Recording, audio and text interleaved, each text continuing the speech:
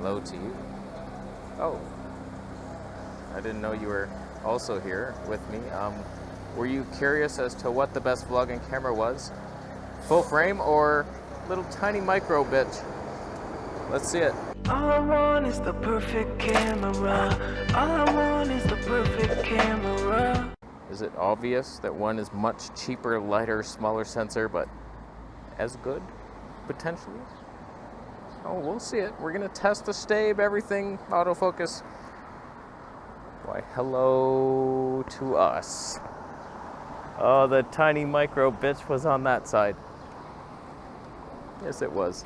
So we're on the Sony ZVE1 with the Zeiss Batis 18mm 2.5 with a Glimmer Glass 1 filter on it in dynamic active stabe to stand a chance against Gimbal Boy over here. We're both on the same tripod. Whoa, I almost fell. If I really wanted to extend you out there, I could.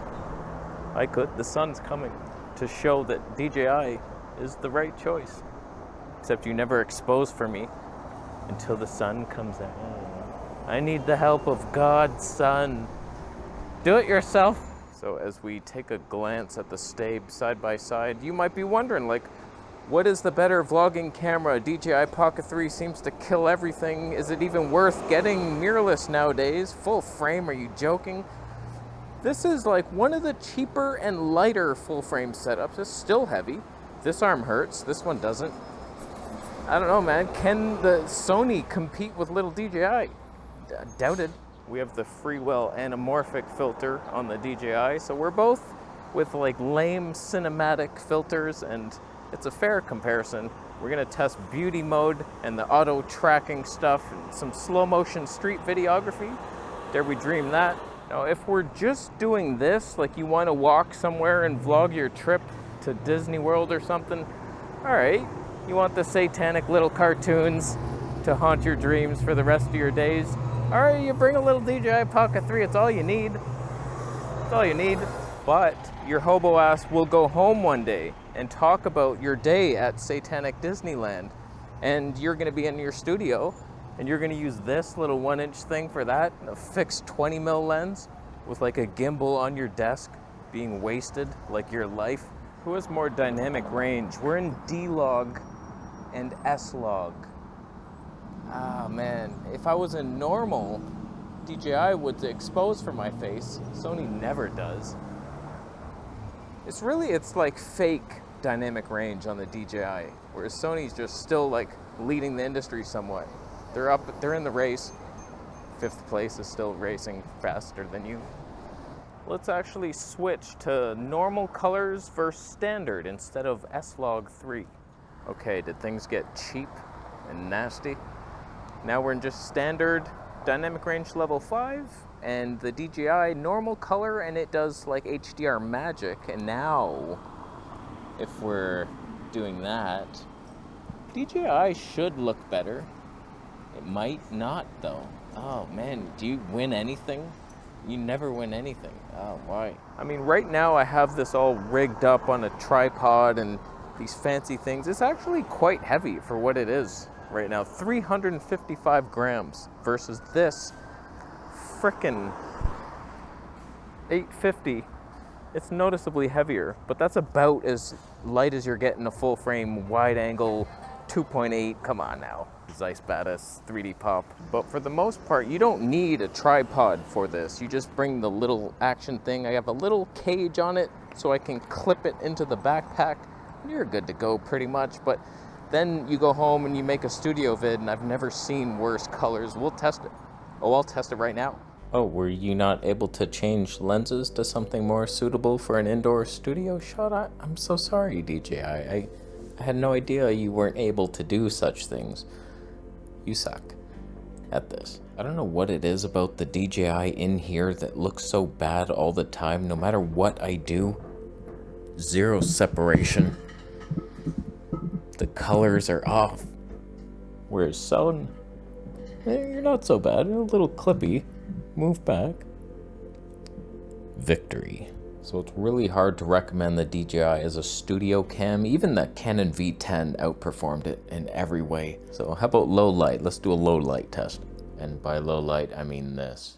I put the Sony to 12,800 ISO with a tiny tube light, dimmest as it could get, far away from me. And then I'm letting DJI decide what it wants to do. I'm letting the kid have his ice cream for dinner.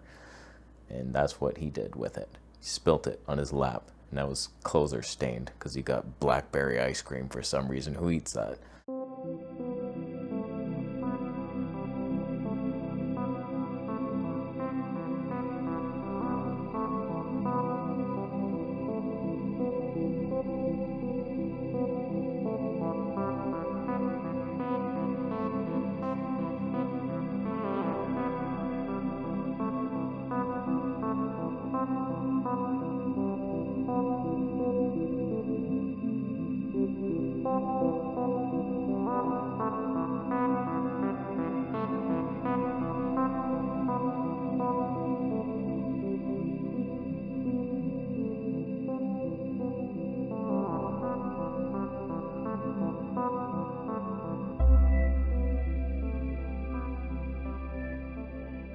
And then you have the fact that I can change lenses on this thing to get anything, frickin' 135, 1.8, and do a nature shot. Like, you're never doing anything other than vlogging with this pretty much.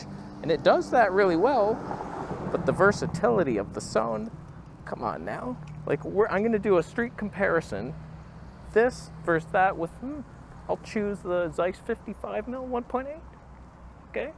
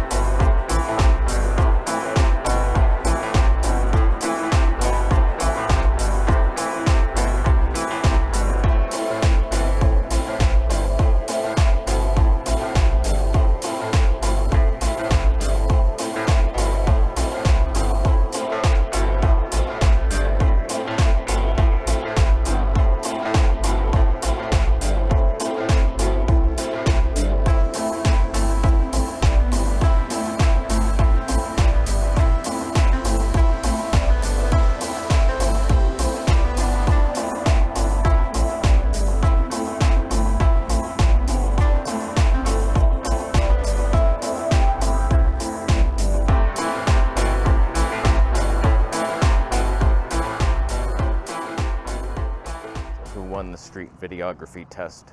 It's luck of the draw on that one. You never know who's going to get the better shot, but the Stabe should be nice and very discreet on the DJI. There's a lot to love, but the magic was probably ours with the Zeiss. Okay. They are both able... Oh boy. You now see the Sony camera. Okay, Sony doesn't go that far. Oh, whoa, what was that? Okay, let's get a little collected here. Calm down. Deep breath, Son. You can do this. You can keep up with the gimbal. It's not gonna jump over to them. Is one tracking better and more cinematically, which is smoother? I can go further on the Sony. Does it? I feel like it zooms. Whereas the DJI is never gonna zoom on anything. If it picks up this guy, I swear if you switch. I swear. I know it's a nice shirt. So like Sony's the only one I know doing this, and it is needed, by the way. But DJI can go further. I wish you could do it in your 240 frames per second mode. Like, why couldn't you do that? Just a stupid restriction. So like there's this mode. Now one thing that DJI has a little advantage on is the beautifying effects of J-Swizzle. Sony has a soft skin effect it's on high right now, but it's not, I mean, it's never gonna be J-Swizzle level, is it? Because the ladies aren't safe when I'm around, I'll tell you that much. So I'm happy with this. Soft skin effect, but to be fair, Sony in post can do stuff like that. It's a bit of a pain in the ass, takes some time. You're never gonna reach that level, but like, come on now. You have to create a mask on Sony, so sometimes it, stop doing this now. J-Swizzle is available for weddings.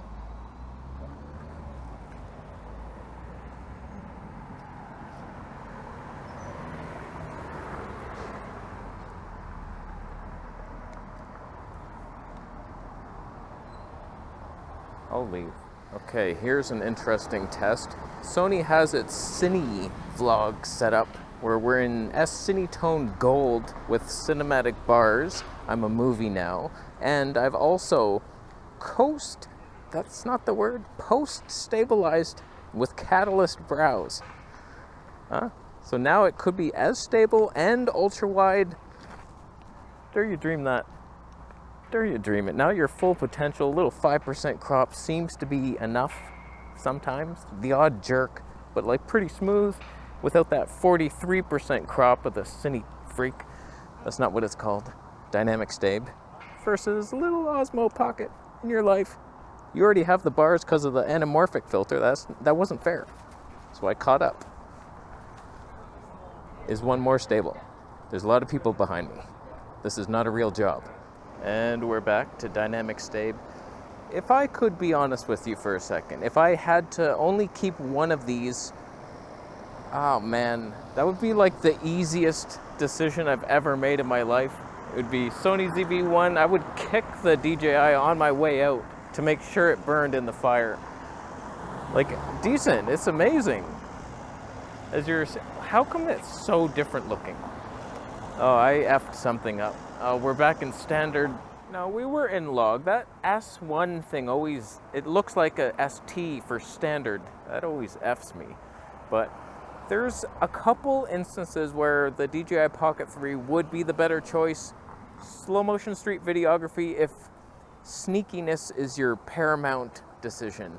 Like, you have to not be seen. And then, okay, you're gonna get close to people and that's fun times, creepy but fun. And you have like no strength yet, like you've just gone on a nothing but soup diet, just vegetable soup, and you're like so weak and you can't even carry a camera. It's like, okay, that's a truck that should be fixed. It's windy. But like, yeah, it's much lighter, it's much nicer, but if I was like, this is more fun to me. The Sony now, with all the little weird crop modes and following you, and like Dynamic Stabe and Cine Vlog, oh my god, like, it's good. It's just a slight heaviness, but it's full frame. Like, DJI never exposes for you in log. It's bullshit. Like, it's, from what I'm seeing, it's not even close. Unless you're up here, you do like super tall vlogs, then it's closer. It's a better look, but come on. So I declare this an easy Sony victory, even though the Stabe can be very jerky at times. It's good enough. And if you're weak, I don't know. DJI is good. It's scooter vlog. There you go. I forgot. You could do that. I doubt you're doing that. I'll try it one day. I will, actually. That's exciting. But as a one-trick pony, not bad, DJI. Pretty good at the vlogging stuff. Lots of specs. You basically have the same specs as this. That's hilarious for way less money. Better than anything Canon can do.